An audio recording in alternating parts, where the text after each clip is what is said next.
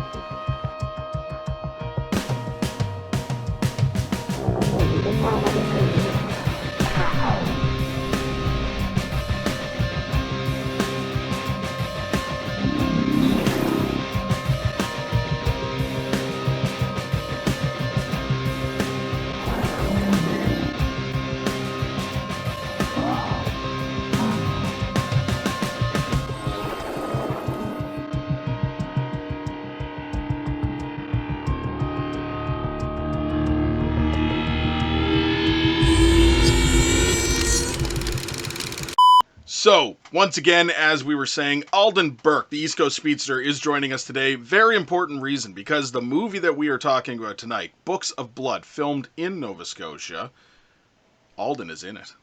Probably the best scene.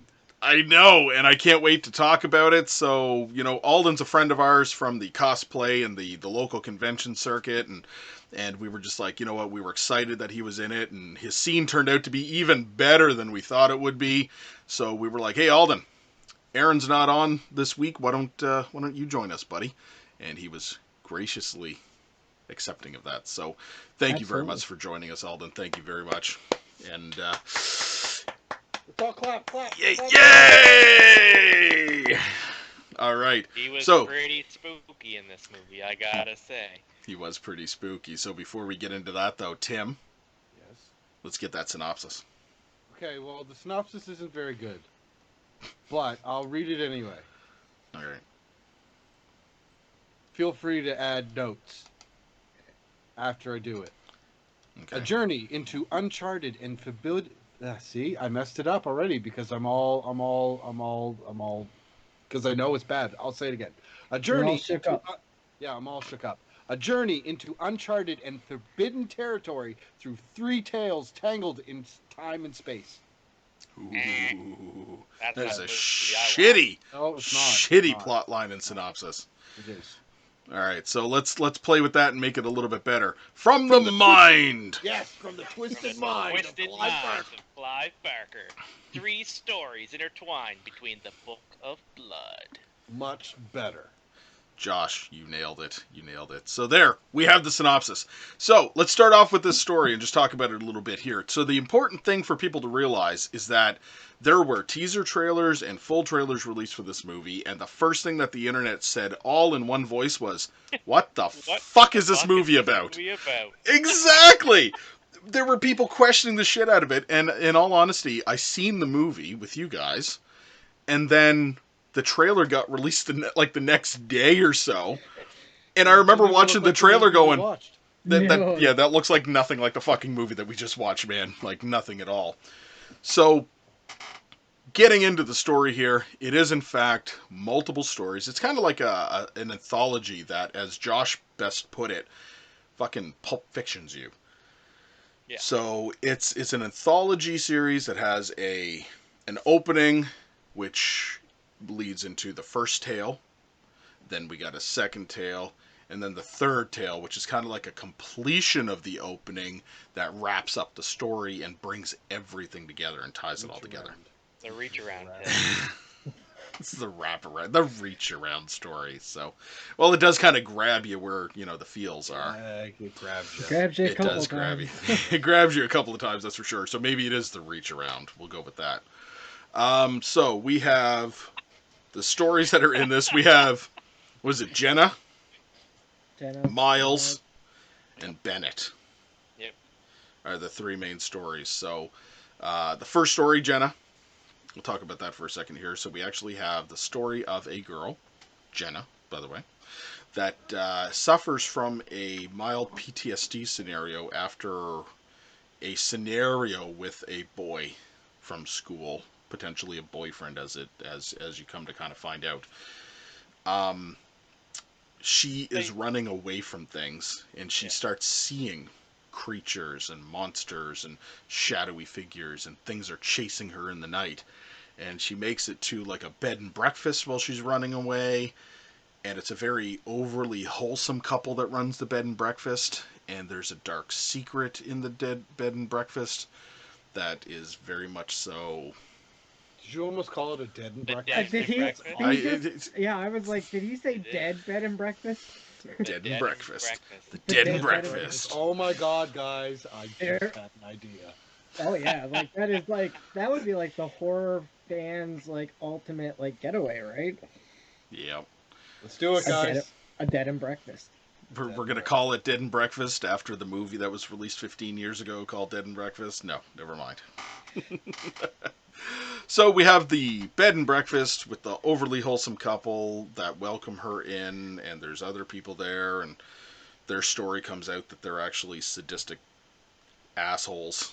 The fact that you think they were wholesome from the beginning questions were you watching the same movie? Because I was just like, who the these guys are gonna like kill people, man. Like I was like, they yeah. were too wholesome.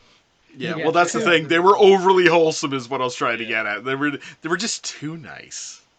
You know, you're like, what the hell's going on with these people? At first it's like that that friendly East Coast vibe, you know, like the natural just humanitarian, and then all of a sudden it just goes over the top like so fast. You're just like, oh shit, these people are fucked. They start off as East Coast people, and you realize, wait a minute, this isn't a movie, and it's supposed to be in the United States, so this shit ain't real. It just goes really south at that point. Yeah, so then we have the second story. Second story, Miles.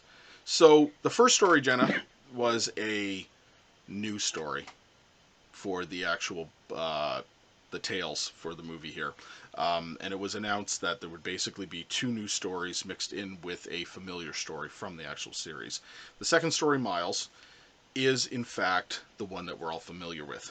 So the second story, Miles, is the one of the actual Book of Blood itself. Simon, who becomes the Book of Blood, he's the con artist who basically cons the university professor, who is also a debunker of, you know, mystical shit, and pisses off the entities from the other realms, the ghosts themselves, and pisses off Alden. Let's just put it that way.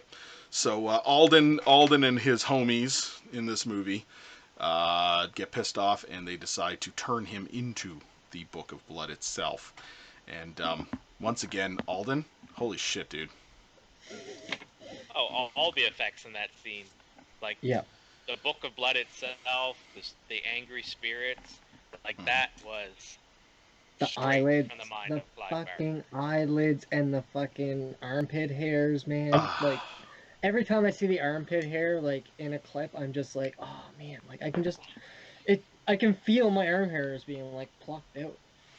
Yeah, instantaneous alopecia, basically. The guy just gets stripped of all of his body hair. They were gonna cut that scene with the The eyelashes. eyelashes, yeah, they almost got rid of that. So fuck, got could you cut imagine? And No. that's like what everyone's commenting on. Yeah. It was one of the first things that everybody mentioned Yeah. afterwards, after watching it. Yeah, the eyelid scene definitely having those eyelashes plucked out. And the best part is that, like you had mentioned as well, they did it practically, but the actual, like, pulling his eyelid out so you could actually see the strain of his eye. But then CGI obviously pulled the actual eyelashes off of his, you know, his eyelid. But they actually pulled his eyelid out and everything, and that's why you cringe when you're watching it, because he's actually, like, his eyelashes, You can like his tell eyes it's a being real yanked. eye. You can tell that's not fake. Yeah. And that's one of the things about the movie is the practical effects that they use give that like that grab you, that reach around feeling where, like, it feels real because Yeah. of the effects that they're using. Absolutely. And yeah, that is a big thing that we'll talk about here tonight as well, is that this movie is heavy on practical effects. Yes, it's got CGI in it, but the CGI is more so to enhance Compliment. and complement the practical effects. They used it justifiably in a lot of ways, in my opinion, and it wasn't overdone, and it didn't look terrible by any means. It just kind of enhanced and complemented, like you said, Josh. So. Yep. So we have Simon, the Book of Blood, and then the third one we have is Bennett. So the thing is that even though the story Bennett is considered an original, when you actually watch it, it is somewhat of it steals portions of On Jerusalem Street, which was the official sequel to Books of Blood, the Book of Blood, sorry, the tale, the Book of Blood, having to do with the idea of a hitman tracking down the Book of Blood for somebody. But in this case, it's not that he knew that it was actually a person. He's looking for what he thought was literally a book penned in blood. And it was worth a lot of money. And when he comes across Simon, that's when he realizes, obviously. So there is kind of like a take on it, because it's somebody looking for the Book of Blood. Yep. All right. So even though it's an original one, so it's considered an original story, I still kind of tell people it is somewhat of a take on Jerusalem Street. The only difference being is that obviously on Jerusalem Street, he actually captures Simon, and he's basically going to flay him and bring his skin back. And Simon kind of like Tales from the Dark Side's him, where he's like, the little kid in the cage, where he's like telling stories to kind of like, push away the inevitable of being flayed alive, basically. So Would that even work if they flayed him? Would the text still be written? I don't know. Isn't the whole thing that the spirits are around. doing it to anguish him? Yeah. They're doing it to kind of they're doing it as kind of like a payback method Punishment. for Yeah. punishment for mocking them and what they actually do. So he becomes the path of communication truly, which is the idea of the story with Miles and the Book of Blood, is that he claims to be a medium that can communicate with the dead and tell their stories. And he always it's like splashed on the walls and written in blood and all this kind of shit, but it's always something that he presets up. And in this case, the actual souls of the deceased are like, no, you're mocking us with your stupidity. So we're going to truly tell our stories through you. And that's when they like basically carve and write in his skin all of the stories of the undead and or of the dead. So he becomes part of the highway of the souls through that. So Bennett, so Bennett is the character that's introduced at the beginning, and then he is the final act of the stories, and it actually kind of combines and brings everything to a completion and a twist at the end. He comes across basically all of the main characters in one way or another, and becomes the end story itself. So, that being said, before we get into talking about the effects work in this movie, I'd like to hear Josh's notes. Okay. My first Can I viewing. just say something Go ahead. before Yes. Josh speaks? Spoiler alert. Since we got all the way through all of that and didn't, mention spoilers. Somewhat spoilers, but pseudo spoilers. Spoiler alert! Go ahead, Alden. To be fair, we don't do we're all about the spoilers. We don't give a We're having shit. a conversation. We I don't don't hold want it back. censored. It's like, I can't really say what's happening here. Well, that's No. what I mean. Like, people's probably. Oh, you already told enough information that if they were worried about what they were listening to, they probably would have shut it off by now. But no, bring it on. Bring it on. This is right. one of the first shows that we'll be able to air that we've seen that they haven't, which is kind of Kind of Kinda special. cool. It's kind of special. kind of special. Yeah. Yeah, I so- guess everything you guys typically would do is stuff that's been out for, Once For it a airs, while. at least. Yeah, exactly. This is one of the first like real horror movies to come out in such a long time. An original horror, Yep. you know, if you can call Alone it. in Nova Scotia. Yeah, exactly. So, my first and possibly one of the first commercial viewings of Books of Blood took place September 20th, 2020 at 7 p.m. My first note was just that opening scene with the throat slash. Amazing effects. And it just sets the tone for the whole movie. Mm-hmm. And I love that the bookkeeper just kind of has this like sideways smirk when he's telling them, "Yeah, I got a place where you can make a ton of money. Go get this book of blood." And they kill him, and he's just kind of got this sideways smirk. He's like, "Yeah, oh, fuck you. I'll show you." When they introduce the main female lead, there was her name Jenna. Jenna. Jenna, yeah. The first like 3 or 4 minutes is just silence. And I've said this before when we're talking about movies, that it takes a lot of skill from the writers and from the cinematographers to be able to keep your attention with pure silence. And I think it's one of the creepiest things they can do in a horror movie, just to turn off everything else, no noise, just allow silence and wait for as long as you can before that character says something. The slurping and smacking sounds, they make so many people uneasy. And there's only so many kind of nerves you can poke at, the needles in the eyes and the eyelashes getting pulled. And slurping and slopping sounds are one that I haven't seen in a movie, I don't think ever. Well, like what better way to start a movie than to get your anxiety and Oh, patience absolutely. just shot like right Yep. away by that aggravating like noise. I wrote here that I loved Jenna's creepy monster drawing book. It was very like Slenderman inspired, where it was all like dark charcoal images and stuff. It's very cool. Babadook. Yeah, Babadook. Yep. Their parents have the world's shittiest safe because she cracked into it with like a bobby pin. It's like why even have a safe at that point? 5 seconds at a bobby pin, nonetheless. Yeah, like shoebox under the bed, you'll be safer. This B&B couple owner is super wholesome. I think they're the Flanderses. The Flanderses.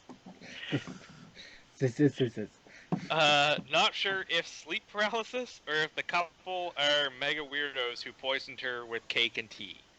And then my next note is, yep, they're definitely crazy weirdos that poisoned her with cake and tea. She's some sort of witch lady, and she has some sort of like disturbing monster son up in the attic or something. There's a crib board on the table. Nice little nod to Nova Scotia and the East Coast. All these Americans watching it are going to be like, what's that sitting on the table? That's a good point. Why does Josh can Jenna... tell you that it's a crib board. I'll tell you, it's a crib board. Let me tell you the story about cribbage. Why does she text the other dude that's staying in the B&B to call 911? You literally have a phone in your hand texting someone to call 911. Just call 911 yourself. Crazy concept. Crazy. And I think you can actually text 911 now from like places. Like I think that's something that's been implemented. So like Probably. But not in the world of the Books of Blood. The walls are lined with people. That's fucking terrifying. I think Adam was the first one to mention it, but it gives some serious people under the stair vibes. Yeah. Like these creepy, like withered people that are just kind of like crammed in the crevices of this house. This is some serious Black Mirror shit. We all hear about Airbnb creeps and perverts with cameras set up. This is like the next level. Who is this Dracula-looking motherfucker that's been following her around this whole time? This Dracula-looking motherfucker. He is. He's got like these sunken eyes, and he's got the like this long trench black coat. coat. Yeah. His son killed himself after she broke up with him. That's why she's so upset. That's not why she's so upset. You took your sweet fucking time. That line came so out of nowhere to me. This sweet little wholesome Asian grandma lady that's running this B&B, and you find out that she's a fucking wackadoodle, and she turns right around to this guy and delivers that line. She Betty Whited the Excellent. situation. She did. She did. What is this? Some sort of greasy millionaires book club?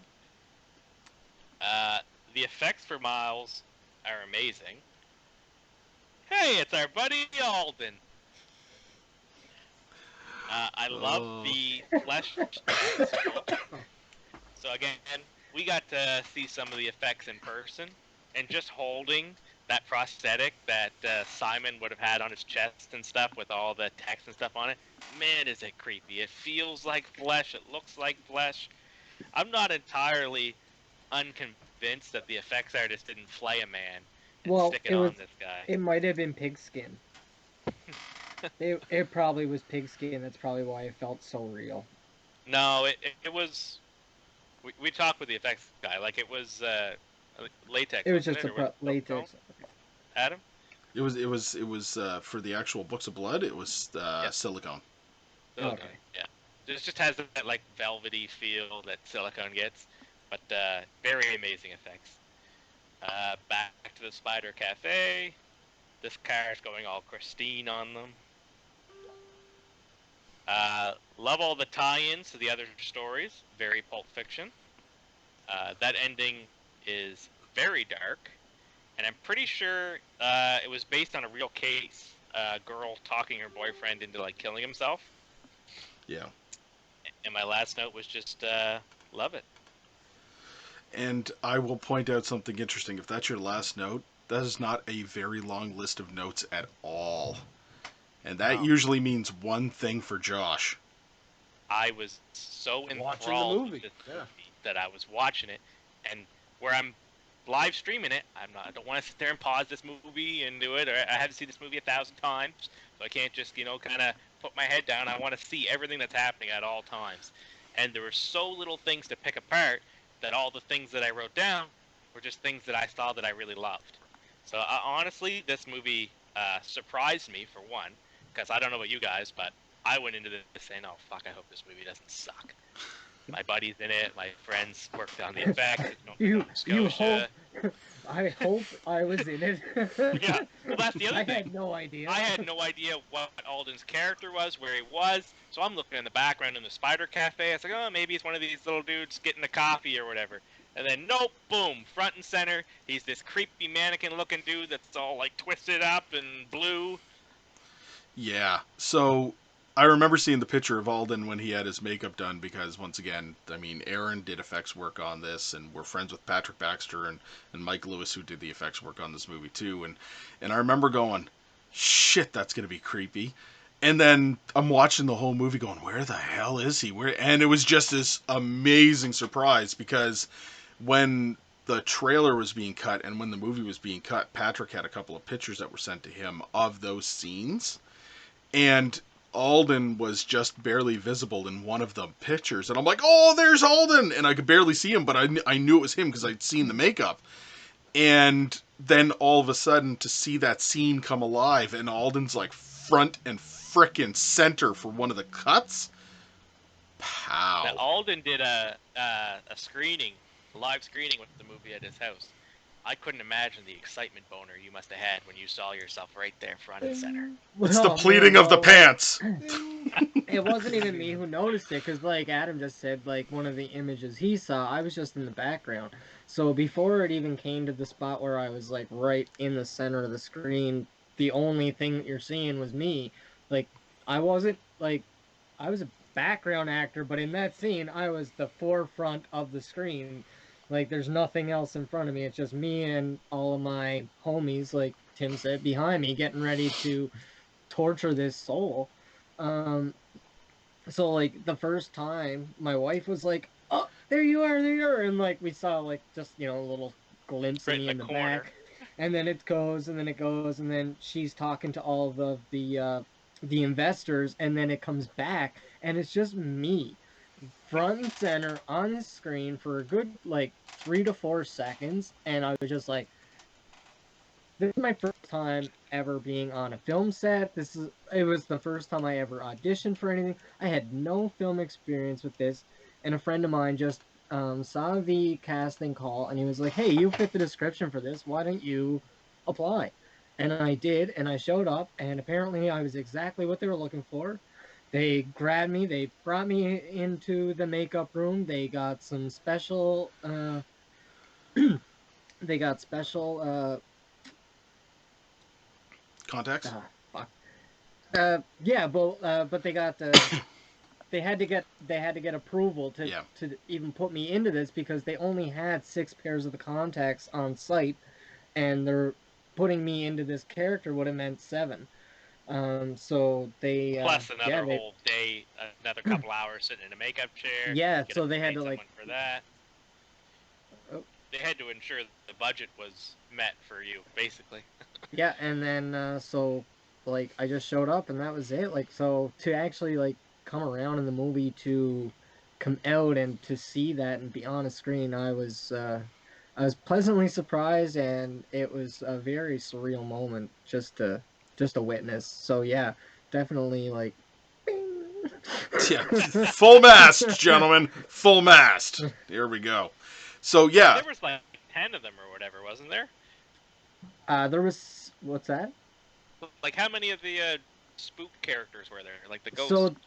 So there was 6 that were done up in like full, like, Yeah. well, half body makeup, and then there was a few that were just like they like were just background, just kind of they painted just up. top, without a they whole lot just of had prosthetic. they didn't even have any prosthetic. They just had black pants on, and they were topless, and a little bit of like maybe hair or like, but they didn't have any makeup on. I was just supposed to be one of those, and Patrick, like that we were talking about, he saw me and he was like, "Oh, wait, this is the vision we have of what these characters are supposed to look like. Let's get this guy." And it was because of the way I had my hair um, parted when I walked in on set, and he was just like, "Oh, that's it, that's what we want."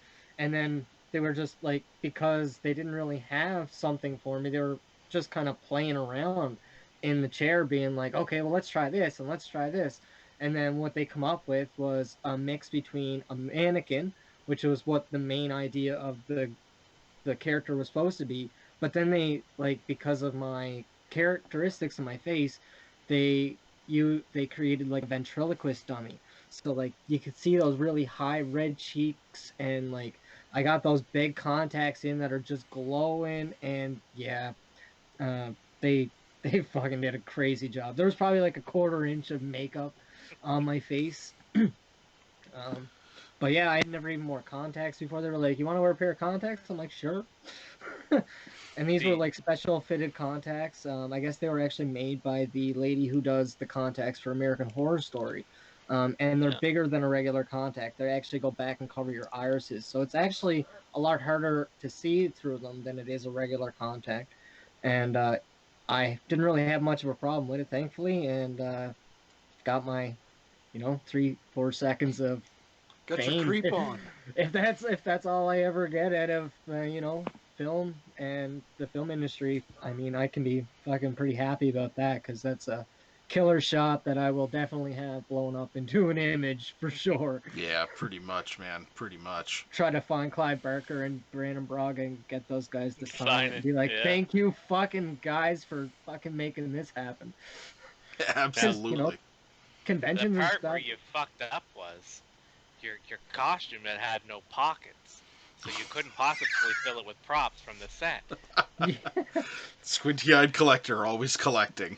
Always Eyes on the collecting. prowl. Collecting. Yes, collecting. Oh, man. Should have So, brought home like the contacts or something, or like a piece of the makeup. Oh, Put it in like a 100%. jar.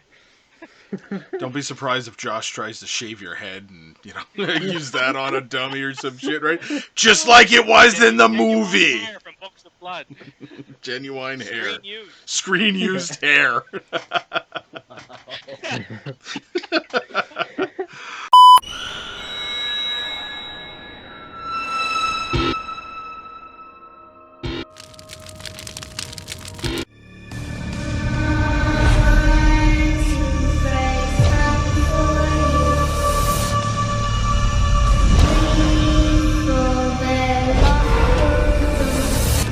England here, aka Freddy Krueger.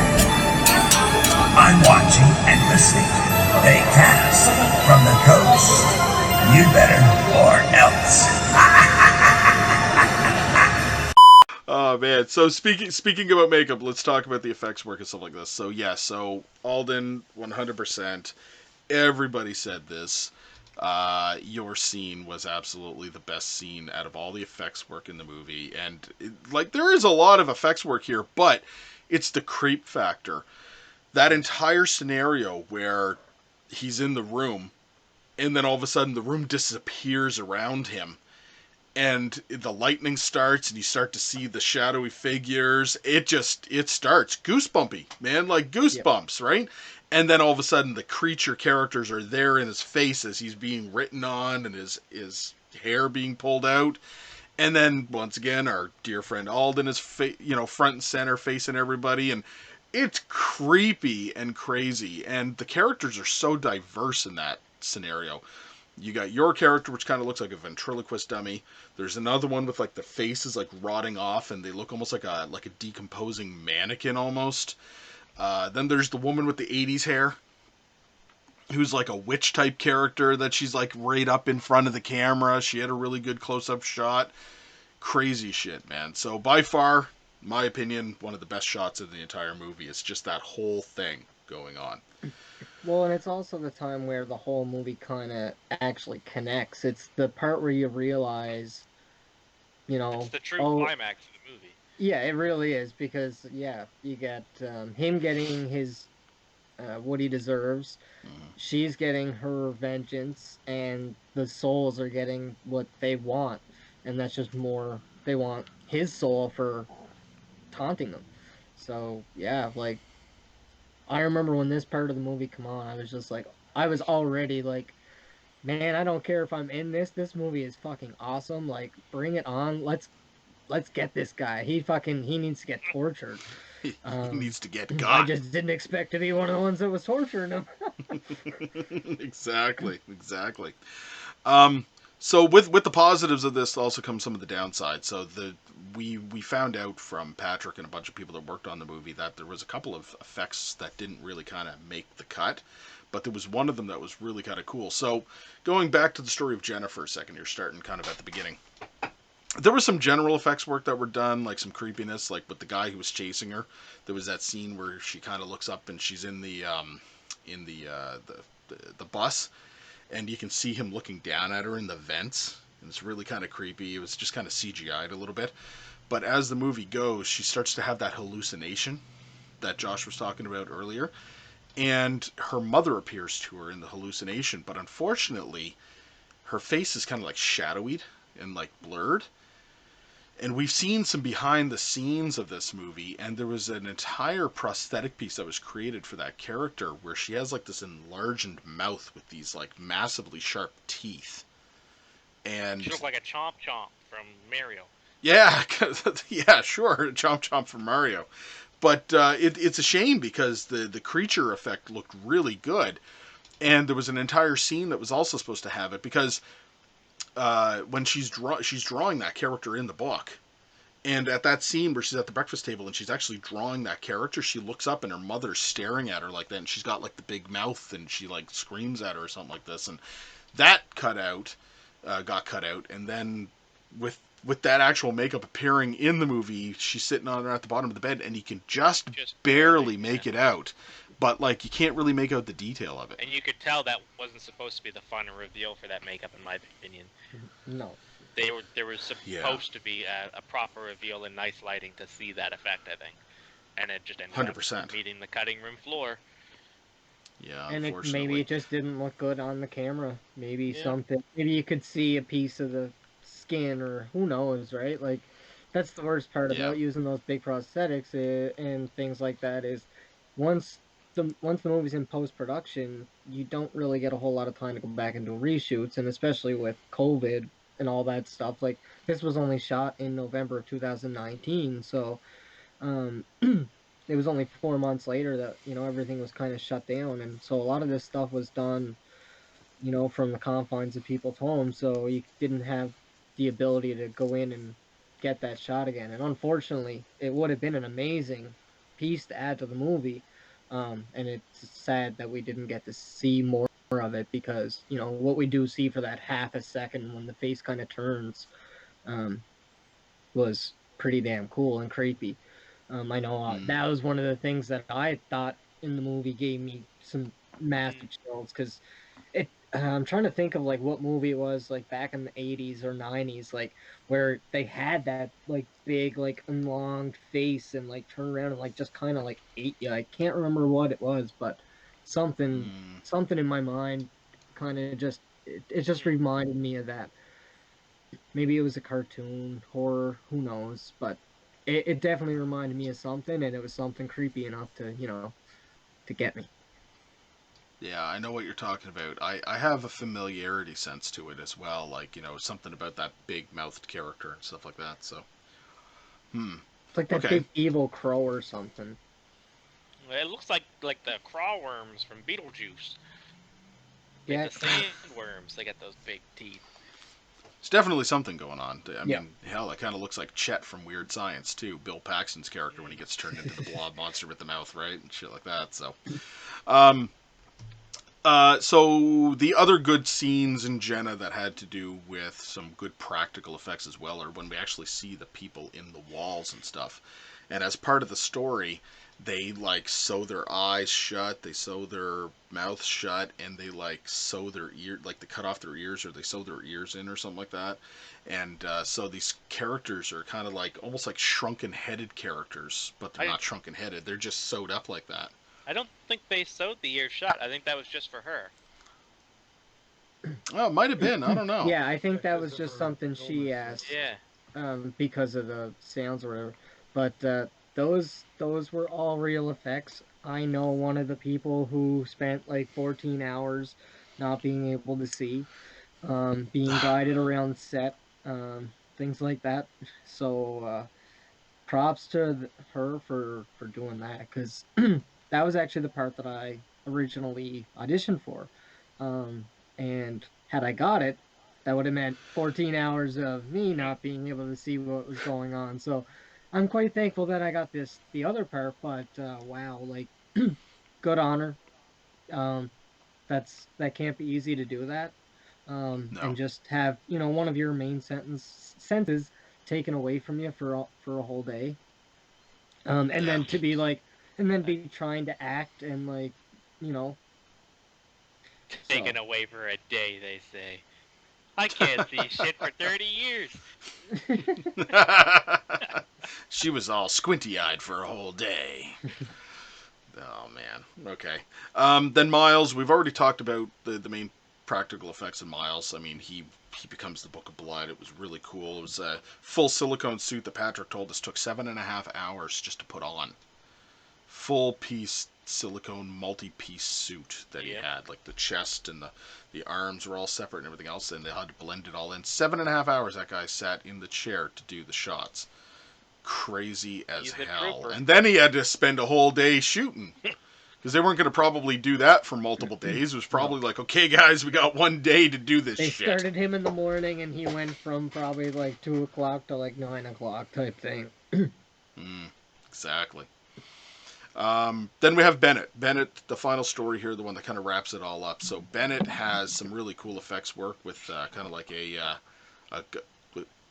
with the reach around, as Tim is trying to say. Yes, Bennett has some really cool work. There's that witch type character, the ghost, that kind of haunts Bennett's partner and basically gets him to blow his own head off in the church. She was creepy.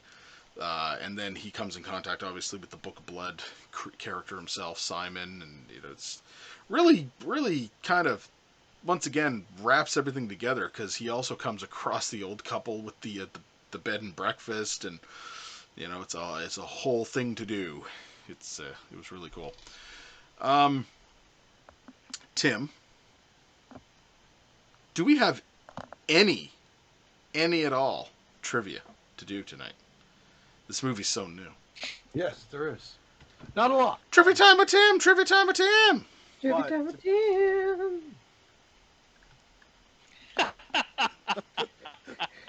was I like, approve. Adam's voice went really high. But to be fair, there's one special effect, one effect shot that you forgot, Adam, Mhm. that was really good, and it was right at the start with the fucking. Throat slit. Throat. It was a really clean, couldn't see anything, and whoosh, I was like, did they really just slit that guy's throat? Really Really thought, good. no. It was a good one. Okay. Like I said, there's literally only three things. This is obviously based on the Books of Blood, a series of horror fiction collections written by British author Clive Barker from 1984 and 1985, and there are 6 books total. Ooh. This was originally planned to be an anthology series, but the producers later decided instead to roll a small handful of stories into one anthology movie. I really hope that they don't do that and not contain it to a movie. I hope this movie blows the fuck up and everybody loves it, and Hulu says, hey, let's make a series. And I mean, what's really cool is that, yes, we have all the collections of what Clive Barker did, but you could get some new stories maybe from Clive Barker, some new stories from other horror writers, and do like new shit in this Books of Blood universe. It'd be amazing. Oh, And the creep show. yeah, 10 years ago, that would have never been possible. But No. now, like, miniseries based on films happen all the time. Yep. Books of Blood adapts Clive Barker's framing device story from his Book of Blood. It also includes brand new stories written specifically for this film that Barker was involved with creating. So it's not like the producers and the writers just said, hey, we're going to get all willy nilly and fucking make up our own shit. No. From They, what I heard, they were on the phone with Clive, like, pretty Yeah. well every day on set. yeah. They So, were. They He were. was really, really He was involved. very involved. Like you could tell. You could tell. Yeah. Yeah, because it has the old school Candyman type vibe. Like, it really feels like an old school Clive Barker film. And what you were just saying, Tim, with the oh fuck, where it was 1984, like 30 36 years ago, and this movie's just coming out now, and he added to the writing, so 36 years later he's still writing. um his birthday was actually 2 days before this movie released, which I think was pretty cool. So like there was a lot of like Clive Barker messages on Instagram and Facebook and stuff, and then it was like the next day it was like everyone was talking about his new movie. So I think Clive Barker's back, Yeah. which would be freaking awesome because I think we need some new horror, real grab you horror stories. We don't need just like this gore and like, you know, what I liked about this movie is it, even though it was written 36 years ago, it what they focused on were a lot of issues of today, the mental health, the Airbnb question, like those like safety concerns when people are going and staying at Airbnbs. Like even though it's an old story, it's still very relevant, and we're able to like take something from it, like So with Clive has always been very in touch with what people in the current time are afraid of. In the 80s, he wrote about weird, perverse sexual stuff. Like in the 90s, when he was doing Hellraiser, it was all body modifications because, you know, gauges were getting popular, fucking scary people with tattoos, and now it's all I this have current stuff. my ears it's are all gauged. mental. You It's were all scary people, Tim. Tim's In a the scary 90s, person. man, everyone would have been terrified. It's like, oh, who's this guy with these weird gauge earrings and all these tattoos all inked up? That's what he was all about. And the body mutilation that Clive Barker comes up with, that man has a perverse mind. Mm-hmm. Very much and so. you see it Hoping, in though? this movie. What I'm hoping though is that what the recent resurgence of Stephen King adaptations and how well received they have been and how well and crafted with care. I'm hoping that that also happens with Clive Barker, because a lot of Clive Barker movies are not necessarily you know the best, but there's ones that are amazing, and I'm really hoping the same kind of trend that's happened with Stephen King happens with Clive Barker as well. And I mean, if Books of Blood is any indication, yay, it's happening. I can't wait to watch the Candyman's next next one. on the docket, isn't it? Yeah, but Candyman is the next. problem with the Candyman one is that it's someone taking the source material and interpreting it themselves. But it's Clive not. Barker. It is actually an official sequel. Is Clive involved? Is the real Yeah, He's question. he's the apparently point. he's apparently an executive producer on it. Adam, I'm gonna double check that. You- Not that I think Go you're for a it. liar, but No, but I heard think that he you're was a an liar. executive producer, so please do confirm that. Please do.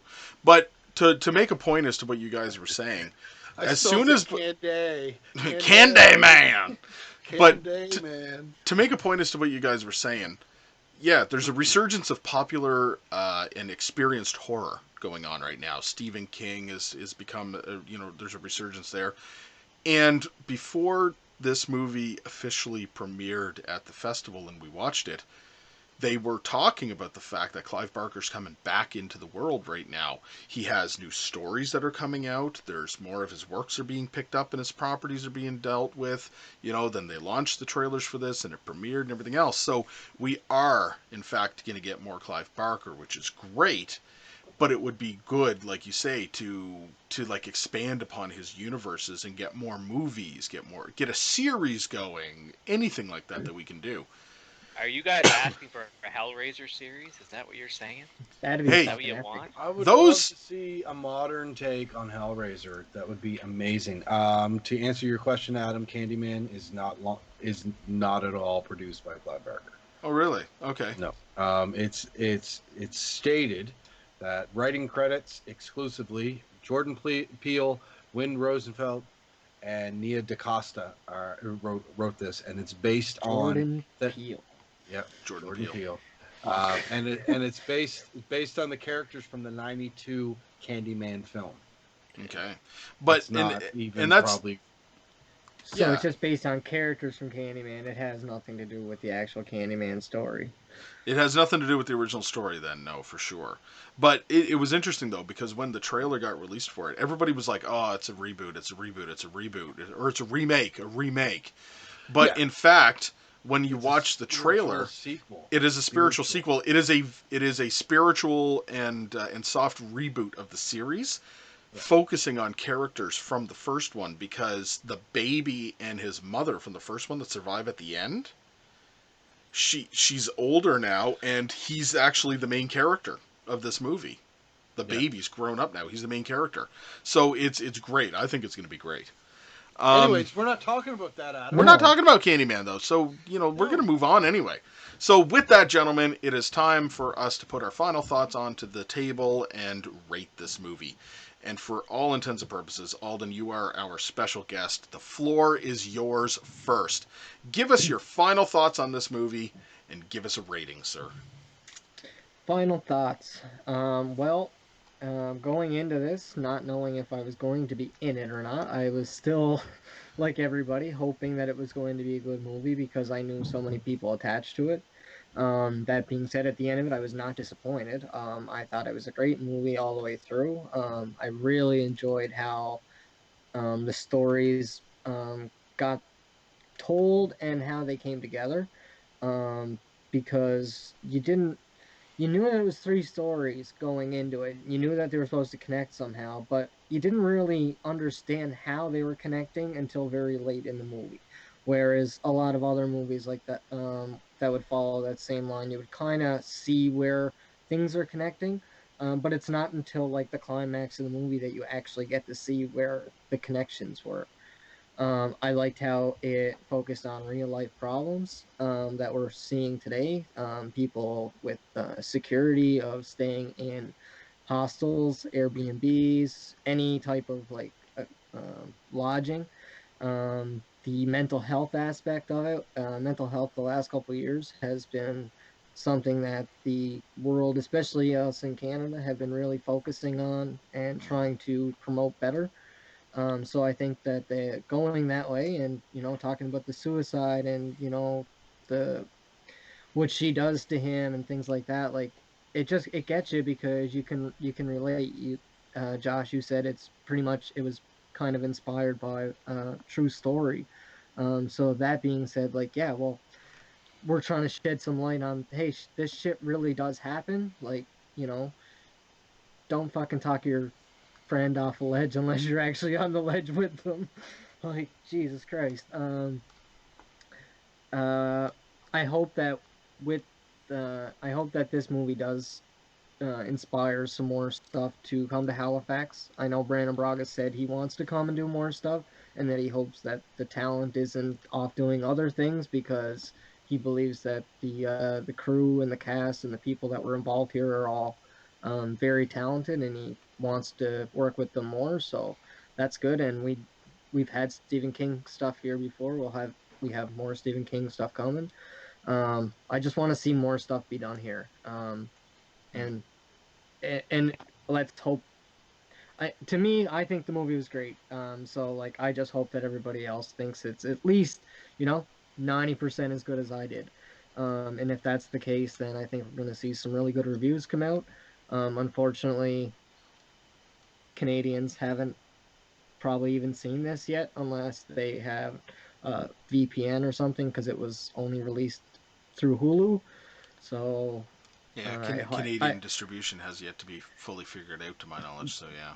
yeah, so hopefully by the time people see this, they had a chance to see it, because I do believe it was well worth seeing. And with that, I'm going to give it a X rating because it was fucking awesome. Woo! X rating. Thank you, Alden. Thank you. So Tim, final thoughts. Give us a Why rating am I next? because I said so. Why not? That's fair. You complain when you're last. You complain when you're not last. I just complain. Have you not learned this yet? Okay, I've Yeah. learned. so it was an awesome opportunity through Halcon and the film festival that we got to see this early and have the screener. It was awesome. You're right. Big shout out to Florette Benoit for that. Yes. Yeah. And So Finn and Wayne Carter. And Wayne Yes. Carter, yes. big, super happy. So okay, we get to watch this fucking movie. It was made here. I know someone that's in it. I know someone that worked on it. Like, I'm excited. And then it starts, and I am so bored. 15 minutes in. Like, oh God, is this what the whole movie is? Because I'm gonna be bored. And through discussions, I feel that my anxiety was triggered because of the eat noises, right? And that's why I didn't like it. And then I went from that vibe to, oh my God, what are you doing? Put my glasses on. You decided to do that during my review? You couldn't have waited until Adam talked? Oh, I didn't think it would throw you off. I thought you'd be able to No, go through it. Alden, you're holding this little piece. I was trying to like Kids in the Hall it. Yeah, that's good. Crashing your head. no. Oh At least you weren't Anyways. chewing loudly. My attitude towards the film quickly changed because it got really awesome, and then got even more awesome as the movie went on, and how the first story or the prelude that ended up being the last story, how it all connected. I really dug it. The production value on this film, not putting down Canadian movies, but this didn't look like it was made here. And like, holy shit, like just the polish and the care that went into the look of this film was amazing.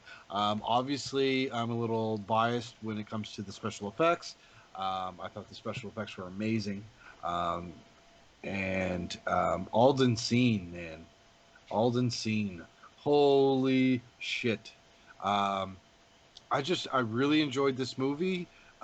It's Clive Barker back to his true form, and like he's an amazing storyteller, and I'm glad that his his voice is being shown in film and done with justice and care and passion. This film was great, and what made it even better was that it's from here. And again, I know someone was in it, and I know someone that worked on it. So I'm going to give this an X. Woo! X rating. Nicely done. Josh, Yes, sir. go ahead. I loved this movie. Really did. Um, I, there's nothing I can say bad about this movie. I loved it to death. I loved that it was produced in Nova Scotia. I love that it's the return of Clive Barker to fucking Hollywood, even though it wasn't really Hollywood, it was Canada, and we still get to see his twisted mind of these people buried into the walls of the houses with their eyes sewn shut. I love the Book of Blood, the effects work, and the physical, like the amount of effort and text, like all those things written on them in the movie. Those were actually part of the prosthetic. Like that wasn't CGI'd on. Like someone went through there with like 80 different handwritings and scribed in what they said, like the voices from beyond the grave would write Can in. you Onto the can you sky. give the little Easter egg that you found that we both found so hilarious? At the end, I will read Okay. some quotes from the Books of Blood. That's my But sign off. but just the fact that you're like, this restless spirit Yeah, willed itself into existence into for the existence sole purpose of of writing giving this. this message. Yeah, yeah. And It was awesome. I Okay, will give you this message at the end. okay. But I think this is the best horror to come out of the Maritimes. I think it's better than The Lighthouse. I think it's better than Stephen King's The Mist. And I think it's better than My Bloody Valentine. I think this is the pinnacle of horror to come out of the Maritimes, in my opinion. I have to give this an X. This movie, when it gets launched, hopefully on some sort of physical medium, is going to sit on my shelf with House 2 and Evil Dead 2. With House 2. And crikey, man. All right, Did you Josh. say crikey? Yeah, I crikey. did. He's Crikey! not even wearing his hat. I'm not even wearing the hat. Tim doesn't like the hat, so I don't wear the hat. Never mind. Looks like you're trying too hard when you wear the hat. Maybe I am. Paired with the fingerless gloves, it's a little Yeah, much. it's too much. It's too much. Okay, fine. All right, gentlemen. Final thoughts for me for the night. I love this movie. It's been said, and I'll say it again. Production value was absolutely above par for something that comes out of Nova Scotia, and that's not necessarily a bad thing. I love a lot of stuff that's produced here in Nova Scotia, right down to like the Trailer Park Boys, for TV. But there is an air about Nova Scotia productions. There's a certain look that you always get, and it's hard to explain unless you live here and you see it. Right? There is a certain look and feel to Nova Scotia or East Coast productions. This just really did not have that. And I was astounded by that because a lot of this movie was filmed literally around the corner from my house. So when I'm looking at the Spiderweb Cafe, that's a coffee shop spitting distance from my house. And Base Camp was right behind it. And it's pretty cool to see all this stuff come together. The effects work was great. Much love to Aaron Peerless and Patrick Baxter and Mike Lewis for the work that they did on this movie. I'm very proud, that of our friend Aaron and what he did and accomplished getting into this movie and getting this done. It just, the movie did not stop being great in a lot of ways. Yes, Tim, you said flat out that you were bored and you at the first 15 minutes because you come to realize afterwards it had to do with that effect, like your anxiety was getting up over it and everything else. I had somewhat of a different effect with that. It was pissing me off to no extent. It really was. Same sentiments. No, not the exact same sentiments by any means. But it was pissing me off listening to the audio because there was no music. All it was chomp, chomp, chomp, chomp, chomp, and grunt, grunt, grunt, and shit. asshole eating the I chip. Oh, loved it. I couldn't stand it. But I'm sitting here going, oh, this is freaking grating on me. You know what I mean? But it got the emotion running. And that was a big thing because they were obviously looking to pull on that nerve. They were really trying to pull on you on that one. The stories all around came out really well. Well done. My favorite was obviously the story of Miles, and I loved how it all kind of came together in the end. My favorite scene, aside from the obvious Alden scene with the ghosts like writing on him with the Book of Blood, is when they created that scenario at the very end in the window when she's talking to him and the camera pans back, and it's basically almost like saying there's more to come. Yep. And they leave it that way, and it was very much so a very eye-opening, ending for me because I was like, yes, I want more. I hope that they come out with a creep show type of series because I think that just putting these into movie format is a waste. Like, Definitely. it was good the first time around, but it has to be a continuing series. I want a season or two of this stuff, just so that we have more of an anthology, Tales from the Crypt, creep show type of stories to be told. I want the stories from the Book of Blood to come out. That's I think what I there's want. a lot of stories to be told on that book. Yeah. Well, and the beauty of it being is that the Books of Blood itself, when you actually read the Books of Blood, they don't all have to do with the Book of Blood. The Books of Blood is just an anthology, like Stephen King's The Bachman books or Night Shift, the tales. They're just a smattering of stories that don't necessarily intertwine by any means. They're just short the Bachman stories. books were all the ones he penned under the name Richard Bachman, so that's a bad analogy. But the point being is that the I know stories what themselves you're- don't I know what you're intertwine, trying right? to- I know what you're Yeah. trying to- But having more stories from the Book of Blood, tales of things, because I loved when they started one of the segments. It would show like the Book of Blood, like his skin, and it would show like the name of the segment, like freshly bled into his skin. That's cool. That's a cool way to introduce a segment and to say this is the story you're now going to see. And they weren't like, the tale of Simon and the Book of Blood. No, it was just Miles. And then you had to try to figure out why it was Miles. And it was pretty obvious at the beginning because it was the son's name and everything else. But the idea being it was simplistic. And I liked it. All in all, this movie hit all the right buttons. It was produced locally. It was done locally. The effects were great. The production value was great.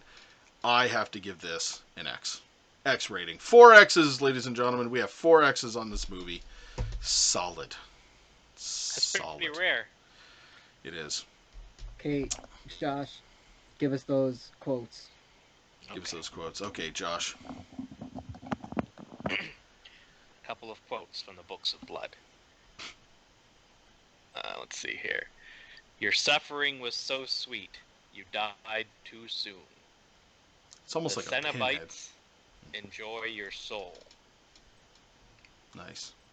Heads will roll like a trinity ready to strike, and most importantly, poutine.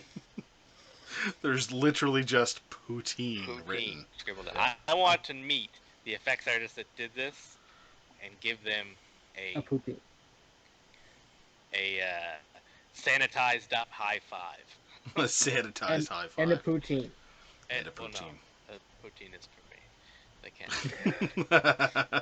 Nice. But I nice, love nice. that the concept of this story is that these spirits are willing themselves into existence through this highway and expressing their final desires and their final notes they want the universe to know.